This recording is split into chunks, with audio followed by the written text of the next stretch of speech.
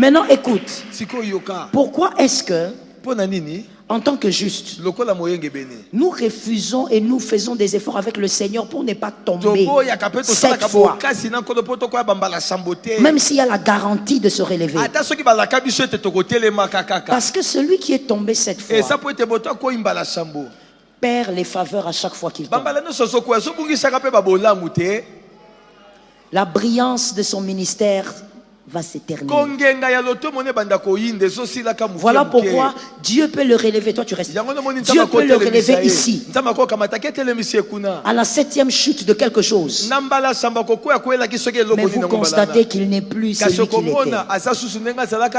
Comme on dit, il n'est resté que de nom. Il est resté l'ombre de lui-même. Voilà le français, l'ombre de lui-même. Il est resté l'ombre de lui-même. Malgré qu'il s'est relevé, Jésus aussi l'aime. Il a aussi peut-être renouvelé sa relation avec Jésus. Mais la chute ôte la brillance du ministère. Celui qui ne chute pas plusieurs fois accumule la brillance. Ce qui fait que tu vas remarquer, cet homme de Dieu peut prier un peu, les malades sont guéris. Tu vas voir qu'il va sortir, il va au stade, les stades se remplissent. Parce qu'il y a une faveur. Il n'a pas chuté à certains endroits. Malgré la promesse du relèvement, garde-toi debout avec le Saint-Esprit. Donne-moi un amen normal. Garde-toi debout. Parce que être debout a une récompense. Vous n'êtes pas la même chose. Même si Jésus te récupère. Oh non.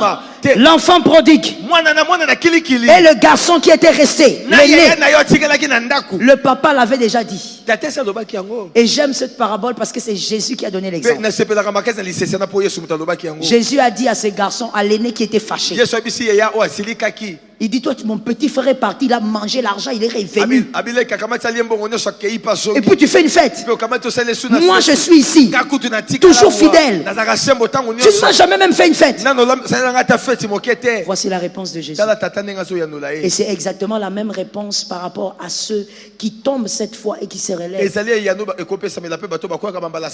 Jésus dit, petit, le père dit au garçon, à l'aîné, toi tu as toujours été avec moi. Tu as toujours été ici. Tout ce qui est à moi est à toi. Attends.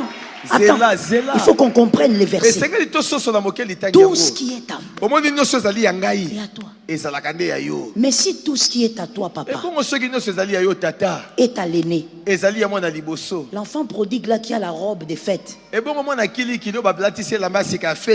il a quoi? Répondez-moi. Il a quoi? Parce que le papa a dit tout ce qui est à lui est à l'aîné. Bon, maintenant c'est lui à qui on a mis la robe des fêtes. Là, on a fait une grosse fête pour lui. Qu'est-ce qu'il a? Merci. Tu as très bien étudié, tu as réussi à l'école.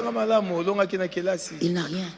Le papa voulait seulement dire, lui n'a que la fête.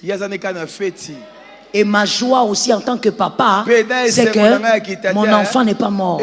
Parce que je suis père. Mais en réalité, il n'a plus rien. C'est pourquoi n'accepte pas de tomber cette fois. Tu risques d'être le fils prodigue. Dieu va t'aimer parce que tu es son enfant. Mais la faveur dans la vie, tu n'auras plus. Les autres, quand ils arrivent à un endroit, la faveur. Tu vois, il entre comme ça, quelqu'un lui dit, appelez-moi ces frères-là, ces frères-là. Mais ils sont nombreux. La faveur. Parce que tu dis non. Je peux tomber, mais je refuse avec le Saint-Esprit. Donne-moi un amen d'un enfant de Dieu. Donne-moi un amen d'un révélé. Amen. Je peux aussi faire le kindumbala, mais je refuse. Je suis enfant de Dieu. Dieu va me donner de l'argent. tu gardes la brillance. Ça ne sera jamais pareil. Le fils prodigue existe. Que quelqu'un me dise, le fils prodigue existe. Le fils prodigue existe. Et l'héritier existe. Et l'héritier aussi existe. On va le répéter 3 fois. Le fils prodigue existe. Le fils prodigue existe. Et l'héritier aussi existe. Et l'héritier aussi existe. Je prie vraiment que tu n'aies pas que la fête, mais que tu sois un héritier. Homme, femme, je t'appelle héritier.